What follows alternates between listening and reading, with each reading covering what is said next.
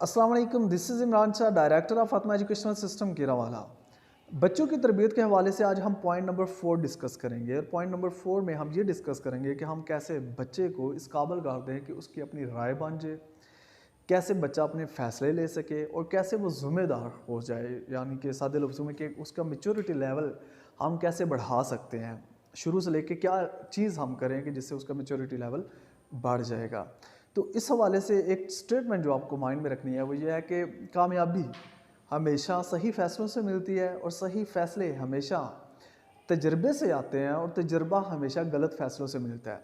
यानी हमने कुछ भी जो सीखना होता है पहले उसको करना होता है। अगर मैंने गाड़ी चलानी है तो गाड़ी में यानी कि एक्सपर्ट होना है गाड़ी चलाने में, तो पहले मुझे गाड़ी चलाना सीखना होगा और उसमें मुझे गलतियाँ करनी होंगी, फिर जाके मैं कहीं इस काबिल होऊंगा कि गाड़ी सही से चला सकूँ। अब मसला ये होता है कि हम बच्चों को डिसीजन मेकिंग जो कि पूरी एक स्किल है वो शुरू में सिखाने की बजाय कहीं उनको वो डिसीजंस उस वक्त से लेना सिखाते हैं कि जब उनका एक डिसीजन बहुत भारी गुजरता है। मसलन देखिए, एक बच्चा है, 15 साल की एज है, तो उस वक्त अगर उससे पूछा जाता है कि उसने क्या करना है क्या नहीं करना, तो उसके किसी भी फैसले से कोई भी ज़्यादा इफेक्टेड नहीं होता, वो सिर्फ खुद इफेक्टेड होता है। लेकिन अगर वही बच्चा अगर 25 या 26 साल की एज में चला जाए और फिर उससे पूछा जाए क्या करना है, तो उस वक्त अगर कोई फैसला करता है और वो गलतियां करता है और गलतियां करके सीखता है, तो उस वक्त उन गलतियों की कीमत बहुत ज़्यादा होती है। तो इसलिए जो चीज़ हमें सिखानी है वो ये है कि हम बच्चों को डिसीजन मेकिंग सिखाएं। डिसीजन मेकिंग कैसे आएगी, फैसला यानी करना कैसे आएगा कि जैसे जैसे हम फैसला करेंगे तो फैसला करने से ही फैसला आएगा।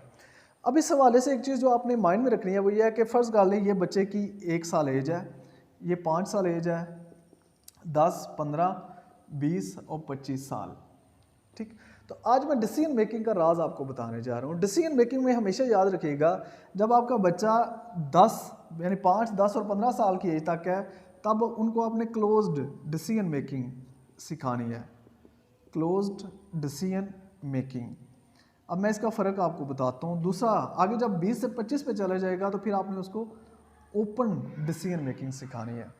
अब क्लोज डिसीजन मेकिंग और ओपन डिसीजन मेकिंग में फ़र्क क्या है ये समझते हैं। फ़र्ज़ कर लें कि आपके बच्चे को जूता चाहिए, तो आप बाज़ार में जाके खुद जूता उठा के ले आएँ।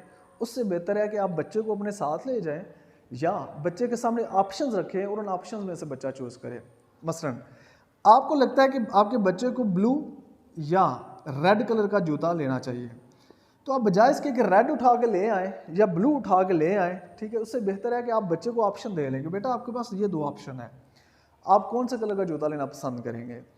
अब बच्चे, फ़र्क क्या है, जब आप खुद से डिसाइड करेंगे कि नहीं ये जूता ले लें, तो बच्चा उधर का उधर खड़ा रहेगा, उसकी जो ज़हनी सकत है वो नहीं बढ़ेगी, उसकी कमिटमेंट नहीं आएगी, वो अंदर से उस चीज़ को वो जो होता है ना पूरे का पूरा फील करना वो नहीं करेगा, उसके अंदर वो एहसासात नहीं जागेंगे, खुद से फैसला करना, ज़िम्मेदारी लेना। देखिए ना, एक फ़ैसला बच्चा करता है, वो अगर थोड़ा सा गलत होता है तो वो बहुत ज़्यादा उसको फील करेगा, बहुत ज़्यादा उसका एहसास लेगा और नेक्स्ट टाइम उससे सीखेगा और उससे उसको दोहराने से अवॉइड करेगा। लेकिन अगर फैसला ही आपने किया है तो बच्चा कभी भी उसको फील नहीं करेगा। तो डिसीजन मेकिंग में असल जो टारगेट होता है वो ये है कि बच्चे की कमिटमेंट लेवल लिया जाए, बच्चे की जो 100% अटैचमेंट है वो ली जाए, ताकि वो आस्ता आस्ता उसको फील करे, जो गलतियां उनसे सीखे और जो सही फैसले हैं उनको फिर वो आगे जाके उस तजर्बे की बेस पे और ज़्यादा अच्छे फैसले करें। तो क्लोज डिसीजन मेकिंग में ये है कि आप बच्चे को फैसला करने देते हैं, लेकिन ऑप्शंस आप अपनी मर्जी के उसको देते हैं, चॉइस उसकी, लेकिन वो चॉइस नैरो लेवल पे होती है, छोटे लेवल पे। अपर लेवल पे आपकी चॉइस होती है। अब जब बच्चा बड़ा हो जाए, जब 15 से 20 साल या इससे आगे चला जाता है, तो फिर आपने अगर उसको मैच्योर करना चाहते हैं तो फिर आपको ओपन डिसीजन मेकिंग करवानी होगी।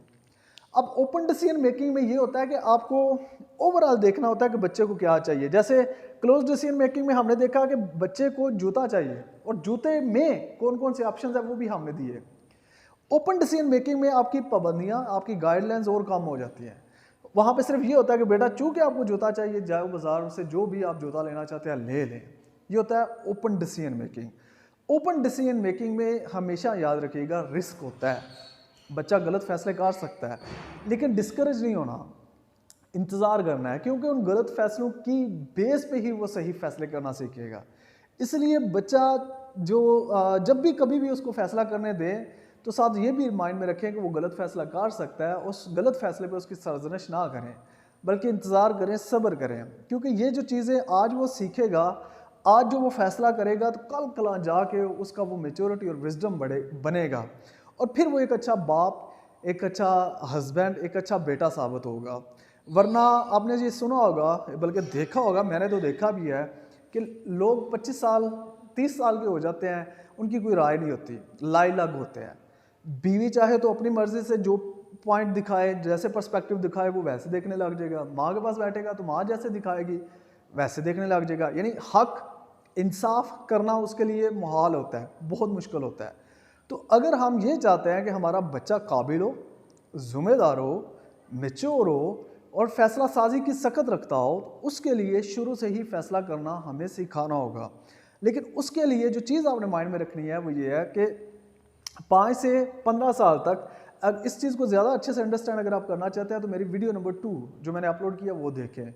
उसमें मैंने दिमागी जो ग्रोथ है, यानी कि ब्रेन डेवलपमेंट है, उसके हवाले से बताया है कि 15 साल तक बच्चा जो है, या जो 8-10 साल तक जो बच्चा होता है वो ज़्यादा जज्बाती होता है, लॉजिक ज़्यादा यूज़ नहीं करता, जिसकी वजह से उसके फैसले अक्सर गलत भी हो सकते हैं। तो इस एज में फिर आपने क्या करना है, उसको क्लोज्ड डिसीजन मेकिंग करवानी है। Close decision making, overall options आपके, उन ऑप्शंस के अंदर जो ऑप्शंस है वो बच्चा सेलेक्ट करेगा। लेकिन 15 से 20 साल और आगे 25 साल तक बच्चे को थोड़ा थोड़ा आप फ्रीडम दें, उसको ओपन डिसीजन मेकिंग करवाएं, ताकि उसके तजर्बात बढ़ें, तजर्बात से वो सीखे और कल को अपनी ज़िंदगी में वो सही फैसले कर सके। अस्सलाम वालेकुम।